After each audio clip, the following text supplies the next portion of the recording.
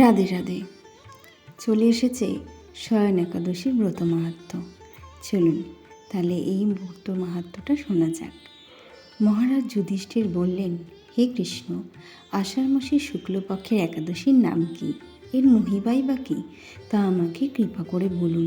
শ্রীকৃষ্ণ বললেন, ব্রহ্মা এই একাদশী সম্পর্কে দেবর্ষি নারদকে যা বলেছিলেন আমি সেই আশ্চর্যজনক কথা আপনাকে বলছি।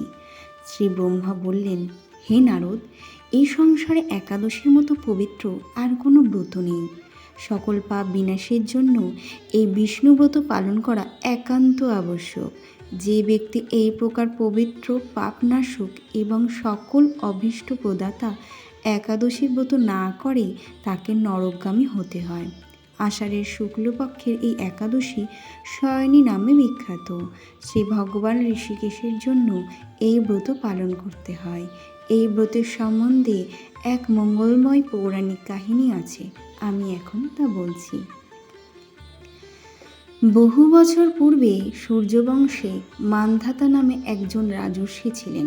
তিনি ছিলেন সত্য প্রতিজ্ঞ এবং প্রতাপশালী চক্রবর্তী রাজা। প্রজাদেরকে তিনি নিজের সন্তানের মতো পালন করতেন। সেই রাজ্যে কোনো রকম দুঃখ, রোগ ব্যাধি, দুর্ভিক্ষ, আতঙ্ক, খাদ্যাভাব অথবা কোনো অন্যায় আচরণ ছিল না। এইভাবে বহুদিন অতিবাহিত হলো। কিন্তু একসময় হঠাৎ দেব দুর্বিপাকে ক্রমাগত 3 বছর সে রাজ্যে কোনো বৃষ্টি হয়নি। দুর্ভিক্ষের ফলে সেখানে দেবতাদের উদ্দেশ্যে দান মন্ত্রের স্বাহা স্বাহা ইত্যাদি শব্দও বন্ধ হয়ে গেল। এমনকি বেদ পাঠও ক্রমশ বন্ধ হলো। তখন প্রজারা রাজার কাছে এসে বলতে লাগলো, মহারাজ, দয়া করে আমাদের কথা শুনুন। শাস্ত্রে জলকে নার বলা হয়, আর সেই জলে ভগবানের অয়ন অর্থাৎ নিবাস। তাই ভগবানের এক নাম নারায়ণ। মেঘরূপে ভগবান বিষ্ণু সর্বত্র বাড়ি বর্ষণ করেন। সেই বৃষ্টি থেকে অন্ন এবং অন্ন খেয়ে প্রজাগণ জীবন ধারণ করেন। এখন সেই অন্নের অভাবে প্রজারা ক্ষয়প্রাপ্ত হচ্ছে। অতএব হে মহারাজ, আপনি এমন কোনো উপায় অবলম্বন করুন যাতে আপনার রাজ্যে শান্তি এবং কল্যাণ সাধন হয়। রাজা মান্ধাতা বললেন, তোমরা ঠিকই বলেছ। অন্ন থেকে প্রজার উদ্ভব, অন্ন থেকেই প্রজার পালন। তাই অন্নের অভাবে প্রজারা বিনষ্ট হয়, আবার রাজার দোষেও রাজ্য নষ্ট হয়। আমি নিজের বুদ্ধিতে আমার নিজের কোনো দোষ খুঁজে পাচ্ছি না, তবুও প্রজাদের কল্যাণের জন্য আমি আপ্রাণ চেষ্টা করব।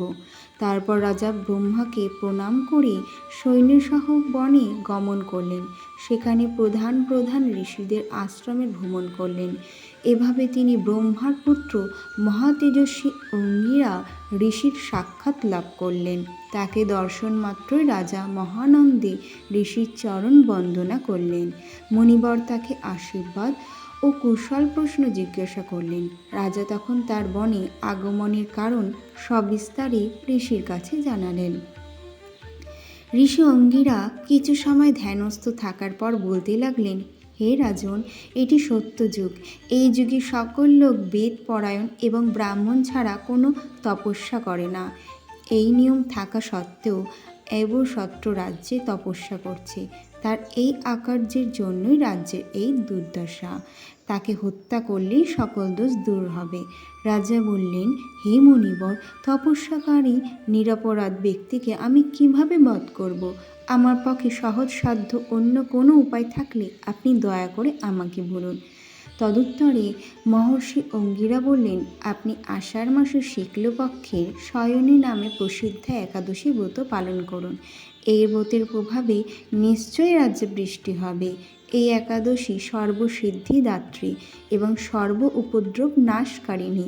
হে রাজন, প্রজা ও পরিবারবর্গ সহ আপনি এই ব্রত পালন করুন। মুনিবরের কথা শুনে রাজা নিজের প্রাসাদে ফিরে গেলেন। আষাঢ় মাস উপস্থিত হলে রাজ্যের সকল প্রজা রাজার সাথে এই একাদশী ব্রতের অনুষ্ঠান করলেন। ব্রত প্রভাবে প্রচুর বৃষ্টিপাত হলো। কিছুকালের মধ্যেই অন্নাভাব দূর হলো। ভগবান ঋষিকেশের কৃপায় প্রজাগণ সুখী হলো। এই কারণে সুখ ও মুক্তি প্রদানকারী এই উত্তম ব্রত পালন করা সকলেরই অবশ্য কর্তব্য। ভবিষ্যতের পুরাণে যুধিষ্ঠির শ্রীকৃষ্ণ তথা নারদ ব্রহ্মা সংবাদরূপে এই মাহাত্ম্য বর্ণিত করেছেন। তাহলে আজকে এই পর্যন্তই, আবার ফিরব কোনো আরেক একাদশীর মাহাত্ম্য নিয়ে। রাধে রাধে।